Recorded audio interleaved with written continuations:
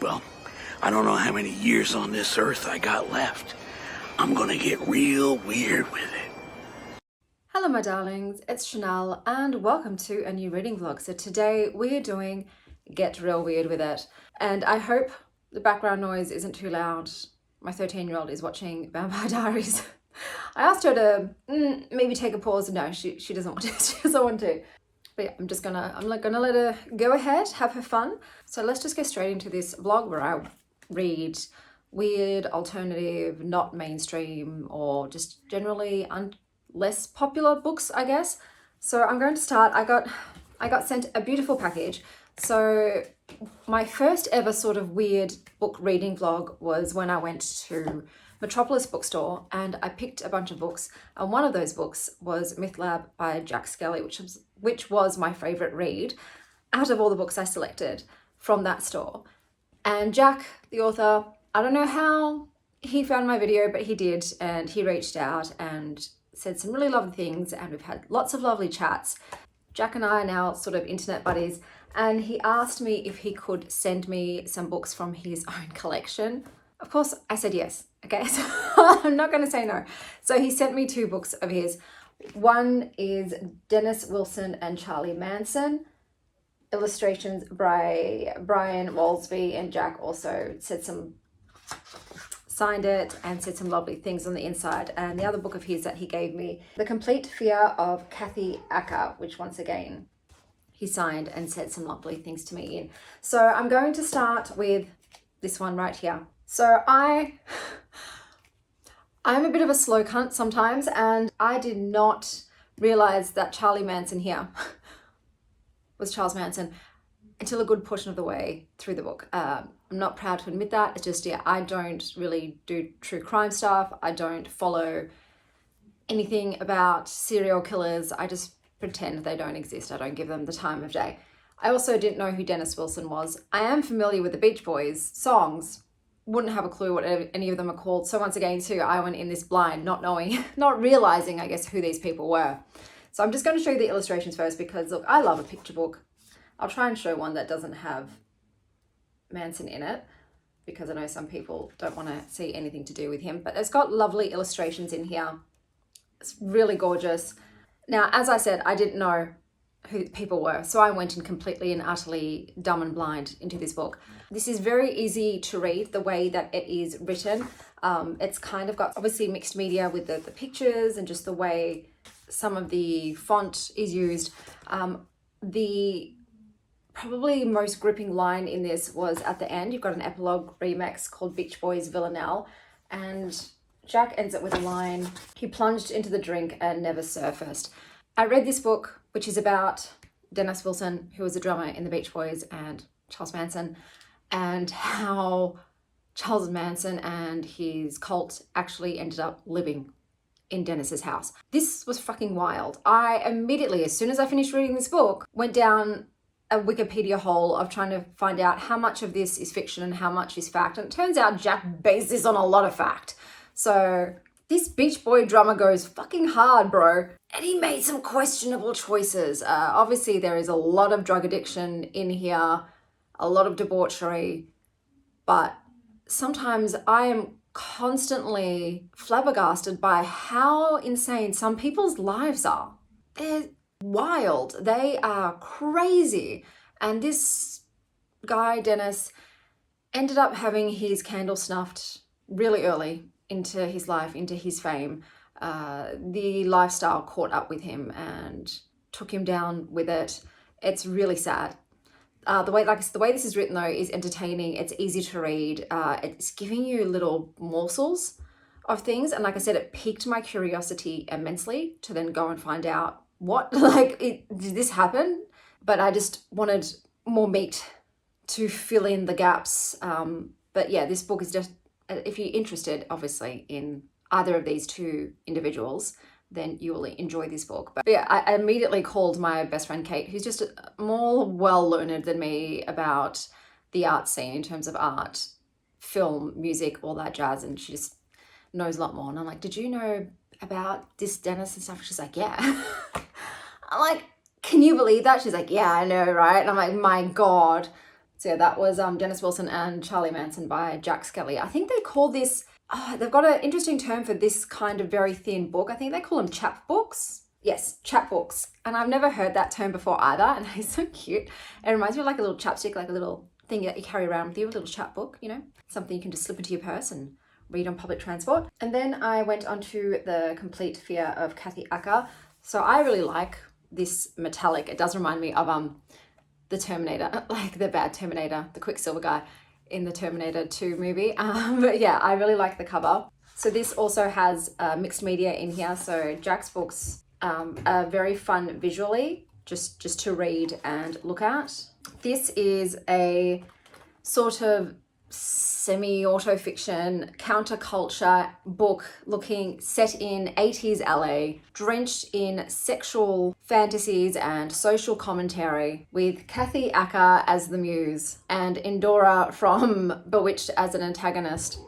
Jack talks about how Kathy Acker ended up finding out that he's titled a book after her, and she said, "Dear Jack Skelly, when I received the postcard in London of your radio show, The Complete Fear of Kathy Acker, I thought, what the fuck? And on returning to New York, pissed off. Your booklet and mag, well, despite my dislike of seeing my own name, I think you're a good writer. So, I'm very honoured, even if I shouldn't be. You're really a good writer. Never what's expected, Kathy Acker." So I thought that was cool. I'm going to read you a little bit. Sorry for the jump scare, guys, but in editing, I really noticed that I had fucked up the reading of a quote from Jack's book. So I've decided to read again. I don't remember the page the original quote that I wanted to read was from. So I've just flipped through a random page just so you can get a taste of the style of the book and Jack's sense of humor. So here we go. The whole point of everything is to have it be fun if you can. Like, make everything really exciting and sexy. Leave your shoes on while I suck your pussy before we go to grandma's birthday party and get stoned on the way and walk in all fucked up and having hot flashes from having just had this huge orgasm and everything, and still maintain and be cool and have fun with all these square relatives, and then sneak into some concert or something and get thrown out even. I don't care. Just leave your underwear on. I've got to have some fun sex before I die. Or at least before baseball season starts, and I can take my mind off my absurd life with this particular diversion. It will be a great season. I'm going to get a bunch of really good seats. Now back to Past Chanel. I have to admit that I am not cool girl old enough to really understand stuff like this, like the way Jack's brain works, and I can read all of the people's reviews on this book, the way their brains work. It's like on another completely different frequency to mine. It's as if I'm swimming in all of these pretty alchemized words, yet none of them are being absorbed through my skin. Because Jack's brain is basically horny cosmic drugs. So this is like so sex-fueled and counterculture-esque. I find this to be experimental and artistic and cosmic and comic. And like I said, really, I've never been to LA, but I can get a gist through Jack's writing and him setting it there of what it is like. But yeah, I would say that this book is kind of hot, but also kind of gross, kind of chaotic, but kind of funny. And I like, dipping my toe into some really weird shit and seeing what sticks and what resonates with me and what just goes completely over my head. But yeah, this was The Complete Fear of Kathy Acker. So I just want to say, once again, thanks to Jack for coming into my life, giving me these books, being my sort of initial baptism into the world of alt literature. But yeah, so thanks, Jack. The next book that I picked up was How I Get Ready by Ashley Young, and I am going to go and get my e-reader so I can read one of the poems to you. I would say that the titular one, How I Get Ready, is probably one of the best. My second favourite was Dandelions, which I will read out loud. Of course, I'm going to do a poetry corner segment. Most of this poetry book did feel rather, I guess, incomprehensible to me, like kind of nonsensical. I didn't get it. Just like scattered dandelion seeds, most of these poems didn't seed and take. But sometimes that just happens with poetry. It doesn't translate for you, but let me go and get my reader so I can read you the poem. So this is Dandelions, and if this does something for you, then maybe check out this book. Went for a walk to look for flowers. Nothing but dandelions blotting nervously at the cracks in the walls. Then a foxglove made of pink bow ties. Wind like someone thudding on the ceiling. a washing machine wrestling with a towel. No birds on the power lines, sky running away like a man out over ice. Come back by noticing the sun sharpening itself on the back of your neck, the way it drops then springs back like following someone through flax. How green makes the valley look more muscular, like breathing makes the heart more comprehensible. White butterflies seeking something to attach to. My fingers and toes, my brainstem. I feel myself a large, ungainly plant come untethered in the valley, alive with tiny mouths. My temples, my eyes, my throat. This morning, my friend and I made a plan for this time next year. Christmas at the sea and roses in a garden and no talk of weddings. Think of what might have happened by then. Walking down, mist covers my face as if I were a plan for flowers. But then I was nothing but dandelions. So if I were to rate it, it'd be about a 3-star for me. Then I picked up, thanks to Tom, Know Your Station by Sarah Gailey, Liana Kangas, and Rebecca Nolte. This book is set in space. You have some ultra-rich plutocrats who have decided, fuck Earth, we're saving ourselves, and have built this sort of space station to live and thrive on. I'm trying not to show you really horrific illustrations. This one's fine. Yes, this one's fine. So this is just an example. And suddenly the mega rich people in here start dying and being strung up like artworks. There's an AI on this spaceship and a head of security, and she's trying to figure out who's killing the bosses. But she spends most of her time absolutely off her head on drugs or being way out of her fucking depth because she was not qualified for this job. It is very violent. It's still kind of comical. There's this not so seriousness about it despite the horrific nature of what is going on. Obviously, I went in there immediately side-eyeing the AI who she talks to like it's her best friend, but I'm like, is she though? Is she? I'm just always forever dubious of AI guys. Like I said, I grew up with Terminator and Skynet, and I'm like, never trust it, never trust it. I ended up giving this a 3.25. It's easy to read. I do like the illustrations. The text is fine as well. You know what I'm like with text. I found it okay to read. I didn't really care about the characters, I will admit that. Even the working class folk, the ones being stepped on by all of these trillionaires, didn't connect to the story in that way. I'm giving it a 3.25, rounding it down to a 3. If you like, graphic novels set in space with AI and rich people absolutely eating it, then this would be for you. Was Moonfellows by Danger Slater. Also got this thanks to Tom. This has a gorgeous rose petal finish on the cover, and inside all of the chapters have a lovely picture of a full moon. So the premise of this book, before I get into my review of it, you have an everyday guy. He's just a grave digging Joe, basically. And one day he's abducted by some kind of, Secret Services, FBI kind of organization, US government. And they take him to the White House, and the president says, you and these other selected individuals, so they're, engineers and scientists and that of the like, and you're being sent on this secret mission to the moon to mine it for this particular substance that has innumerable applications. Like, it's just a miracle mineral, and you're leaving. So they get flung to the moon, and shit isn't like they thought it was going to be. This is a horror book. I will say I didn't find it particularly horrific. So if you can't stand a lot of horror, I'll put this in the milder end of that scale. The chapters are really short, which I love.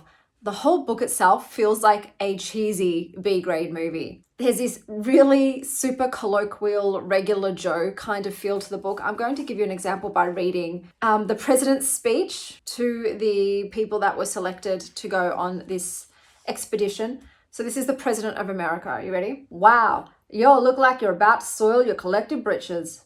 It's okay. You're safe. You're at the White House. This is probably the safest place there is. I know this whole situation is all very jarring. You probably didn't get very much sleep last night. And now you're standing here talking to the President of the goddamn United States of goddamn America. This must be certainly a great honor for you. Yada, yada, yada. I'll be honest. I hear this kind of shit every day. So let's skip the formalities and get down to brass tacks, shall we? What I'm about to tell you is highly classified information. I'm talking top secret, highest echelon level stuff.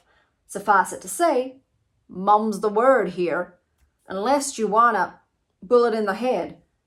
Folks, the United States government needs your assistance.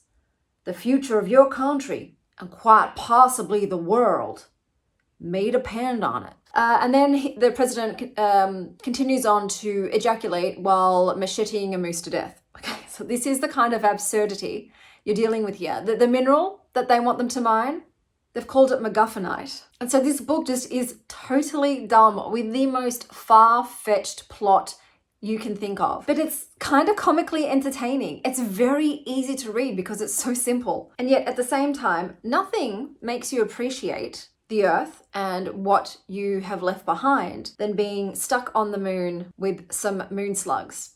So there is creature horror here. It's I think if you really like the movie Mars Attacks, then you might really, really enjoy this book. For me, it just veered a bit too far into the silly for me to really love it. I'm giving it a 3.25. Like I said, it's very easy to read.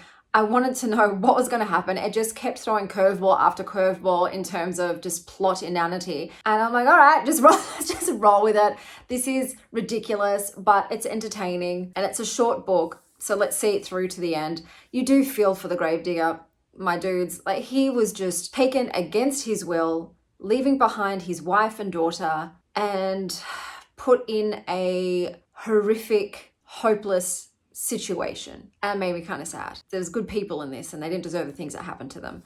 But it's definitely a memorable book. I have not read anything like this whatsoever, and this was Moonfellows by Danger Slater. And then we've come to my final book of this vlog, I Can See Your Lies by Izzy Lee. I am also participating in Kayla from Books and Lala's buzzword-a-thon thing that she does every year. This year she's done 2. So one is for titles, one is for covers. And with this book, I've nailed both of those. So her prompts were, has the word like lies or to do with lies. Nailed that. And then the cover one has graphics, and this has got a really cool fucking swirl. I absolutely love this cover. I think it's incredibly eye-catching. Basically, this is about a woman who is a human lie detector, in that whenever someone lies to her, she can see all of this sort of bubbling black pus on their face. So there are horrific elements in this, but I wouldn't really call this a horror. This is more of a thriller to me, because this is centered around her trying to solve her missing mother's possible murder. It's a cold case, but she can't let it go. And she's currently in a toxic, abusive marriage. She's got a child, and her child has the same power that she does, and her husband and her child's father is also starting to abuse the daughter. So she's wanting to leave that situation and find out what happened to her mother, at the same time is also figuring herself out. She's going through a lot of shit, basically. There are like creepy elements in this, especially to do with, you know, children channeling dead spirits. The writing was kind of mid, in my opinion. But this book does read like a movie, and I looked up the author afterwards, and they're in the film industry, so I could sort of see like this being a movie, especially because it's so steeped in sort of Hollywood, because the missing mother, was an actress, and she was a pretty good actress, and she was dating one of her co-stars, and she had abusive exes. So there's all this kind of drama there, and I did get sucked into the plot 100%. I did want to find out what happened to Mummy Dearest. So this book, you know, contained paranormal elements, thrilling elements, a lot of stuff about generational trauma, not following in your mother's footsteps, and I guess sort of like believing in yourself and having the strength to do what you need to ensure you're safe and well. Look, it was a little bit messy, just the way that it was structured. I didn't think it had a smooth flow to it, but I really enjoyed it. I read it in one sitting. And like I said, I think it's the kind of thing that could play well as a film. It might just be a film that goes straight to, you know, straight to TV, not really one that would be in the cinemas. But for a paranormal thriller, I thought it was kind of cool. But then once again, this is something that I haven't had a lot of experience reading, that particular genre. So I always find in the beginning when you're reading it, everything's kind of good because it's like you haven't read anything like that before. And then you eventually become a lot more discerning, kind of a lot more jaded, because everything that's mid sounds the same then. You've read a lot of it. But those were all the books that I read for this reading vlog. Really interesting, weird stuff. Possibly, you know, books that haven't been talked a lot about on booktube but still deserve some airtime. Maybe, hopefully, I've talked about something here today that intrigues you and you might want to check out. But that's everything for this reading vlog. We're not going out today. V is unwell, so I haven't got any extra footage to show you. I might stick some extra cat stuff on the end of this one. But until next time, stay weird, Star Child. My little babies. My little babies.